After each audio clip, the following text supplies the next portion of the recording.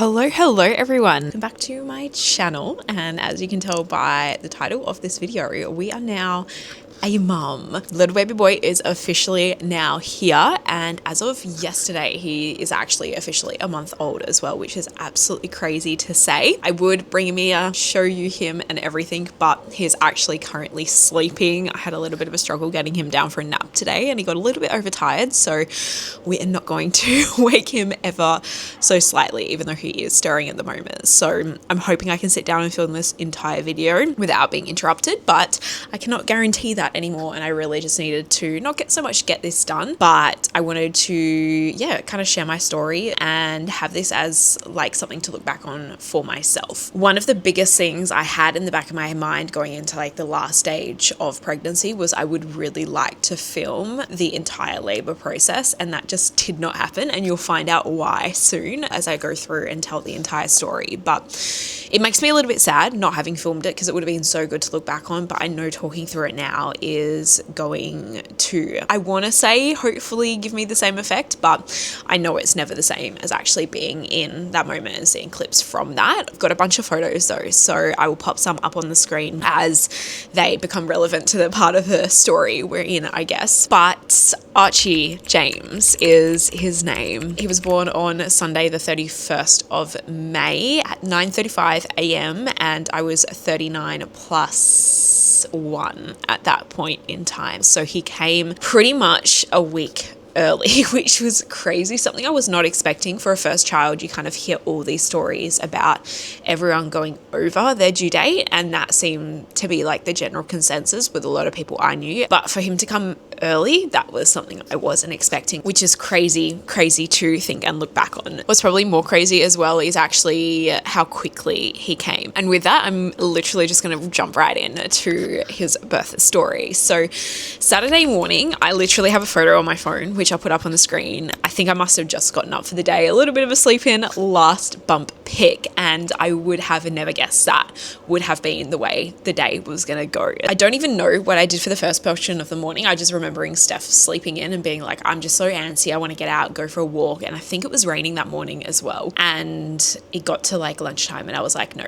I need to wake him up, let's get out on a walk. And it was probably one of the most hardest walks I've ever done, which is crazy. I was hobbling, but I also had to stop. I don't think I was having like Braxton Hicks or anything. It just felt so uncomfortable that I essentially had to stop and kind of like slow down on the walk. And I think we did like a shortened loop. It took us like 20 minutes and I was like, no, I am so done for the day. And it actually wiped me out. I think I spent the rest of the day on the couch and then ended up having a nap at like 3 p.m.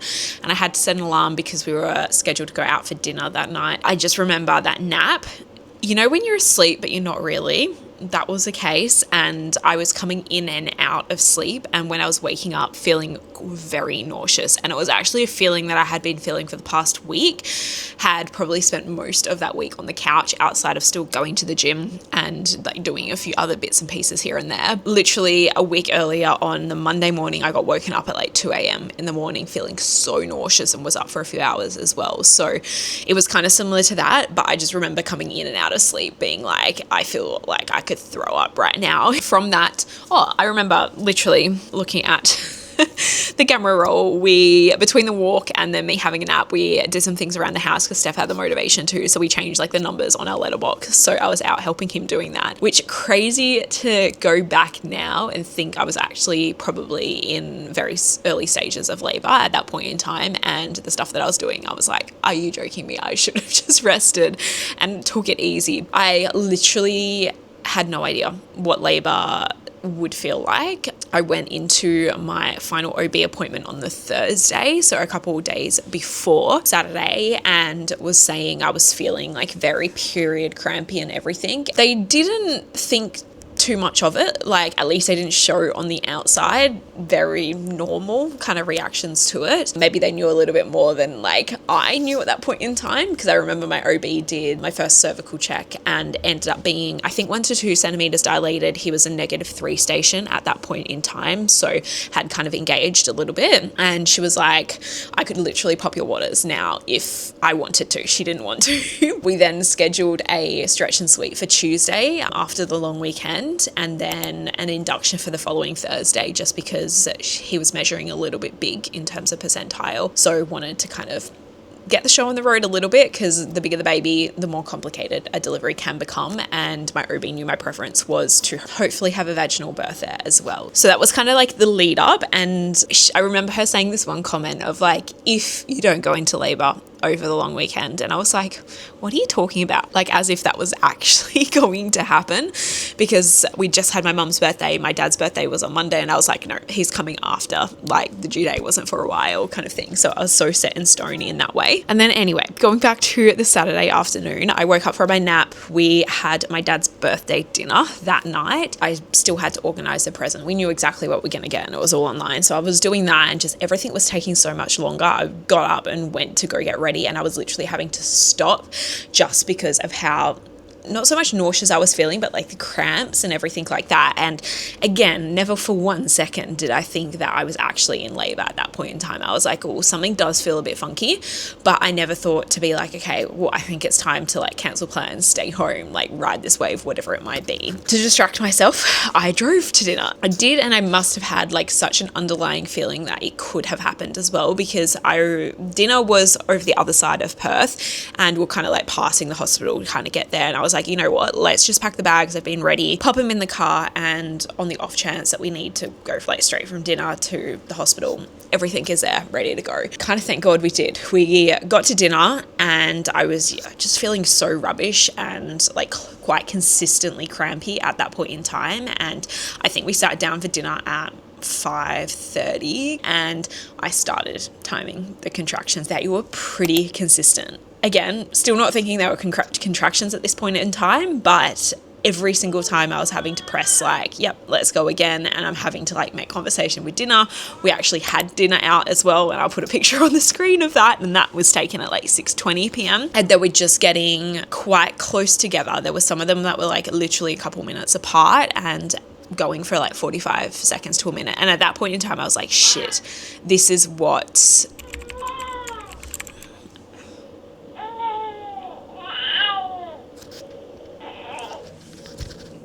Honestly, wishful thinking that I was going to get that done in one sitting. Archie is struggling to sync his like sleep cycles at the moment. So when he finishes the first one, he is up here screaming, and he just wouldn't settle. So we went for a walk, and he is now finishing his nap, hopefully in the pram. And we'll see if he wakes up again and see if this is a 3-parter. Now I've got to remember where I left off. I think we were at dinner, and everything was just getting a little bit closer, and the contraction app that I had downloaded actually tells you when to, like, you can set it up, tells you when you should be heading to hospital or contact hospital, all of those things. And I've literally got screenshots. So at 6:23 it said get ready to go to hospital, basically, and that was literally just as our dinner came out to the table. And then at 6:38 it said time to go to the hospital. So things ramped up very quickly. Not even joking, I think it was 7 p.m. we headed off, paid for our food, jumped in the car, and it was pissing down with rain at this point. Perth was scheduled to have a massive thunderstorm overnight. We literally got soaked getting to the car, and we're sitting in the car and called the hospital from there. The most random thing happened where I rang the labour and delivery ward, and the person on the other end is like, hello, Tara speaking. And I was like, wow, my name is not super common. So for me to, I guess, meet, I did end up meeting this midwife as well, but for me to meet someone else like with the same name is very rare. But we walked through everything. She basically had to ask a bunch of different questions, and she said it wasn't necessary for us to go in right at that moment in time, just because it was my first. So labor can take a little bit longer, but considering I also was wanting an epidural, she said it wouldn't hurt to come in anyway. So we honestly could have gone straight to the hospital from there, but I was literally in a dress, sandals, like dressed up for dinner, and I was like, I am just not comfortable right now. And we ended up going home so I could get changed into something a little bit more comfortable. Having known what happened then when I got to the hospital, we could have just probably just gone straight in anyway, but that was a decision that I made in the time, and we came home. Contractions were getting a lot stronger in the car and very hard to kind of like talk through. I was having to consistently breathe through them again, and low-key at this point still gaslighting myself that I was like, are these even contractions at this point in time? Because that was the one thing I said on the phone to the midwife. I'm like, I literally don't even know if they are. They just feel like strong period cramps. And I don't know, from what I heard, like they not should feel, but like they could feel like it's been like the baby's pressing down, like all of this different stuff. And I just wasn't feeling any of that. So got home, went to the hospital, and I've literally got one video of, and this was going to be the start of the vlog, but everything just like ramped up pretty quickly. 8:07, we're walking in from the car. I'm literally watching it on my phone now, walking in from the car park into the hospital. And from there, everything was just happened so much quicker. I think I had like a contraction as I was walking up into the labor ward. And then we got in, I kind of remember,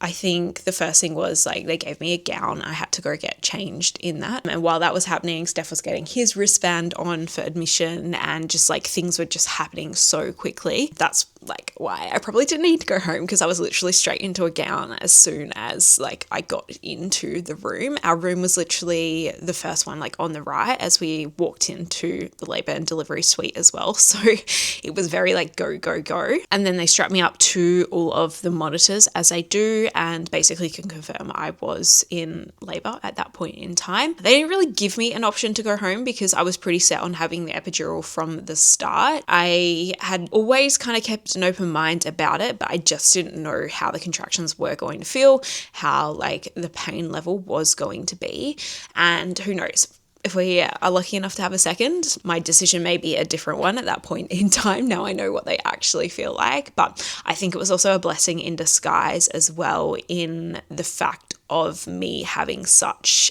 an easy labor. I want to say easy in quotation marks here, because by all means, giving birth to a child is not easy, but in comparison to a lot of people's birth stories that I like listened to and looked at beforehand, I think I had a fairly smooth experience. So they also wanted to do a cervical check as well, which did not go very well. That was one of the like probably most painful things of the whole experience, because my cervix was still like hidden essentially, so they couldn't actually check how dilated I was. They could see his head and everything, so he was right there, but it was just like way more painful when the OB did the exact same thing literally a couple days before. But they also could confirm what hadn't broken. I think my mucus plug was still in there, so everything was just trucking along as it should be. I literally have here a photo of his little bed, kind of where they pop the baby after they're here. That was like at 9:20. Things started getting quite painful at that point in time. I had the labor comb out. Next time I would probably look into a TENS machine. I just wasn't sure if it was going to be something that I needed. And then we had the ball out, and then it was recommended for me to go in the shower.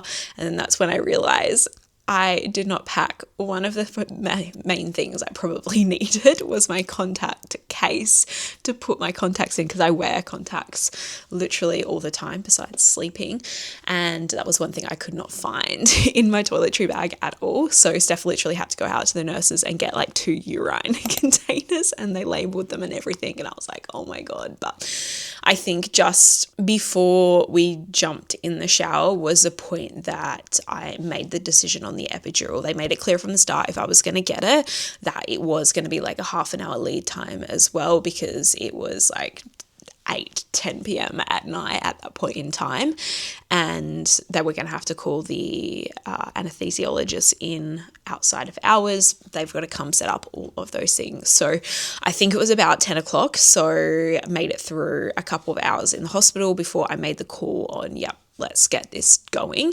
And then it took him, like half an hour to get in. And then honestly, that process was all pretty smooth. It was uncomfortable having to be in a certain position, like very hunched over. It was my traps that were hurting out of all things, very hunched over for them to get the needle in right and everything. It took probably a couple goes. He was very particular with it, which I'm kind of glad for, because I do know like they aren't always effective and they don't always work with everyone, which is something he explained. But he was very much like, okay, what are you feeling? Like, what side of your spine are you feeling it on? All of these things. And I hope that process really contributed to the fact that it did work so well. So once it went in, obviously he stays around for a little while just to make sure I've got no side effects, and I didn't. And I also didn't get any from the epidural like over the next week or so. The site healed really well, and yeah, nothing that they went through in terms of side effects I felt, which I'm very grateful for. And then I think from this point onwards, a lot of things get very blurry. It is late at night. I think 11 by the time the anesthesiologist left and like the nurses were checking over. I think I went to sleep pretty quickly after. I think it might have been midnight by the time I got to bed, and Steph I think got to bed at like 1 o'clock after, so a little bit later. But from there it was honestly just us sleeping.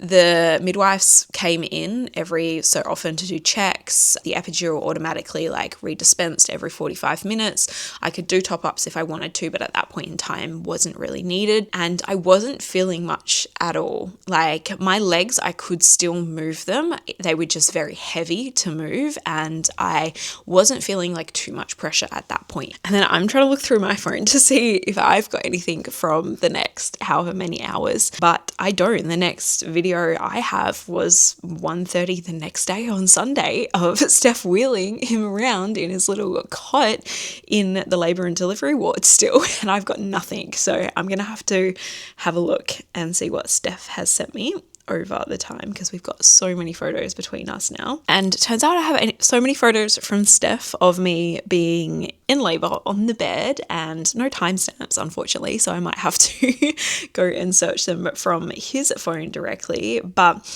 the next kind of things I remember, at one point in the night they did remove, like I had like puppy pads underneath me as I was laying on the bed, and they did remove some of those and say, yep, that's your bloody show. So I know my mucus plug broke at some point in time, and then it was around 4 a.m. that my waters actually broke. I remember her saying like, they're about to go, do you want me to pop them, or something along those lines. Every document that I have read say they happen naturally, but I remember telling her, yep, it's okay if you pop them. So I'm not quite sure on what exactly happened then. Steph was actually asleep when that all occurred. And then it got to a point where I'm not sure if I was fully dilated, but they were like, okay, we've got to get the show on the road, like quicken things up. I think his heart rate may have kind of changed. Again, so many things are blurry because I was constantly like sleeping and then woken up for something, sleeping, woken up for something. So I do not remember everything that happened over that night, but I do know they end up giving me oxytocin just to speed things up a little bit. They end up having to put me on the side with a peanut ball in between my legs, because I think he was kind of in a position that was not the most ideal. I can't remember which way he was facing when he came out. I know head was down, all of those things. And then I got woken up for the day at 8:30 a.m. in the morning, same with Steph. And at that point in time, I was 10 centimeters dilated, and they were like, ready to push. At that point in time, the OB on duty came in. Unfortunately, it wasn't my OB because it was a long weekend. She wasn't on roster, which kind of sucked. So she wasn't there for that birth process, but the OB we had was amazing. Ended up started pushing. The midwife was like guiding me through what I was meant to do, like the holding your breath, the 10 seconds push, and then like where to exactly push as well. But this whole process, again, was a blur. It literally felt like I was pushing for like a couple of minutes and he was here. At the end of the day, I think it was more like 45 minutes, not even that, because 8:30 I remember being woken up and he was here by 9:35. We had a few rounds of pushing, I remember that. I remember the OB like popping a little bit pressure of where I should be pushing just to help things along. I remember there was one like question on like how big is this baby meant to be as well, because it wasn't my normal OB, so she didn't know the background, and then it was like, 90th percentile, and I think his head got out okay, and then it ended up just being his shoulders that got a little bit stuck around like the curve that they've got to come out. They ended up putting my legs up in the stirrups, which kind of helped because it meant I wasn't having to like pull my legs into myself, which was quite hard. Obviously with an epidural, you can't really, like, I could move them, but like trying to hold them up myself was not happening. And then they ended up making the decision that they would need the vacuum to help him get that last little bit out with these shoulders, which then in turn meant that I had to have an episiotomy in order to provide a little bit more space. There was a couple things that happened quite quickly there. The pediatrician then had to be present for the birth just because the vacuum was being used, so to make sure that all went nice and smoothly. And yeah, within like that, I remember he was here, he was placed up on my chest, and I'm getting so teary telling this now. Steph was able to cut the cord, and then he was actually taken from me pretty quickly just because the vacuum was used, so the pediatrician had to check him over, make sure his head was okay and everything. And then Steph ended up cutting the second part of the cord, I think to make it a little bit like shorter. Steph ended up getting some skin to skin pretty much straight away, and Archie shat all over him, meconium, which was so bad because he had his jumper on, and that was then ruined for the rest of our hospital stay. And now that has reminded me, when my waters broke, they weren't sure if there was a little bit of a tinge to the waters as well, so were suspecting meconium possibly could have been in there. So that's all how that played a part. There's so many puzzle pieces that you just like don't remember in a whole story, and they all come back slowly as like you're going through it. And then I think that's when he came back to me and I got a lot more skin to skin from there. That whole process was so blurry because at the same time my legs are still up in the stirrups, I'm getting stitched up, and they're finishing all that. They delivered the placenta. That was probably the most like what the hell moment. I have a feeling, and this is something I want to have a chat with my OB about as well, just to get some more like info as into like why, but I have a feeling because maybe the episiotomy, they had to deliver it quite quickly, but that was one of the most painful things. I don't know if they actually did it, but it felt like someone was like literally ripping it out of my uterus, and I did luckily be able to see it as well. She was like, do you want to see it? And she showed me before they took it away, but that was probably quite literally the most painful thing. I felt that more than him actually coming out. But he was so healthy, 3.63 kilos, which was not as large as we were predicting. I think there was one stage, if he had have kept on being the same percentile, he would have been about 3.8 kilos at birth, which at the end of the day was probably pretty close if he had have made it to full term or even gone over, and then 51 centimeters long. So it was fairly average in terms of length there. That was that. As I said, it was a fairly speedy process. If I count like us me waking up from my nap feeling nauseous and everything, because I wasn't really feeling like crampy per se on our walk, that would have been like 3 p.m. to 9:30 a.m. the next morning, which is 12 plus 7, so like 19 hours of labor, which is crazy to think that it happened that fast. And most of it, like 8 hours of it, I was asleep for as well, which makes me feel like you almost cheated the system a little bit. But I think that's what made the whole process like a lot smoother, is that I wasn't sleep deprived. I hadn't gone through a full night of not having an epidural and having to struggle through all of those contractions, because they were getting pretty intense at one point. And I think I've already put it in, but there is one video Steph took of me on the ball going through a contraction too. And yeah, I don't think there's anything else to go through. And I remember puking twice too. One when I was in the shower and all of my dinner came back up, so probably wasn't even worth having it. The second time was actually when I woke up, I think at like 8:30. I literally threw up. I had a couple of like fruit cups throughout the night. Steph was feeding them to me when we were both away, but it was literally like all bile. It was everything left in my stomach, and that was probably just before I started pushing, which I have heard is quite a normal thing for you to upchuck everything left in your body just before he is about to come. But other than that, we were in the room, labor and delivery, for quite a few hours later. They were hoping we could get up to the wards pretty quickly, but they were waiting, unfortunately, for some beds to be cleared. So I don't think we got up there until like 3-4 p.m. that afternoon after he was born at 9:30 in the morning. And then at that point, we announced to our family all of the things that he was here, which is, yeah, again, another crazy thing to go like the night before. We were out at dinner with pretty much my entire dad's side of the family. And then that flipped so quickly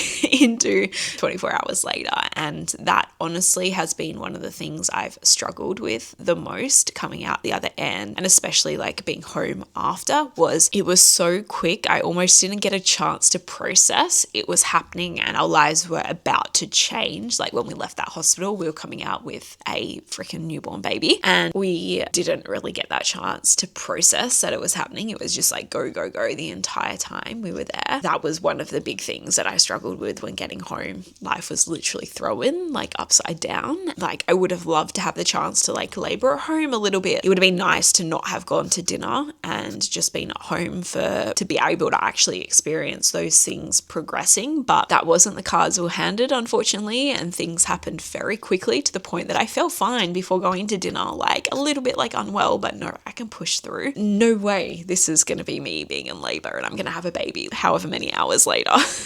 I never in a million years thought that that was going to be the case, but it was, and that is absolutely okay. And that is the story that I have for Archie's birth. So thank you all if you got to this point in time for watching. If you have any questions as well, let me know. But we're going to get back to somewhat regular programming. I did try to vlog a day over the weekend. Did not happen very well, and I don't even think I've got a full video from it. But I am going to then try another day later in this week and then hopefully get back to some sort of weekly vlogging. But this is the first week that I have been home by myself with Archie as well. Steph is back at work, unfortunately, after paternity leave. So I'm trying to get some sort of groove with him. I think I said earlier in my little like break between, he is struggling to sync his sleep cycles a little bit. So we are working through those things and hopefully we start to get some longer stretches in the night soon as well. But I will update you on how the first month has gone and all of those things in like a vlog soon. But for now, thank you so much for watching and I will see you in my next video.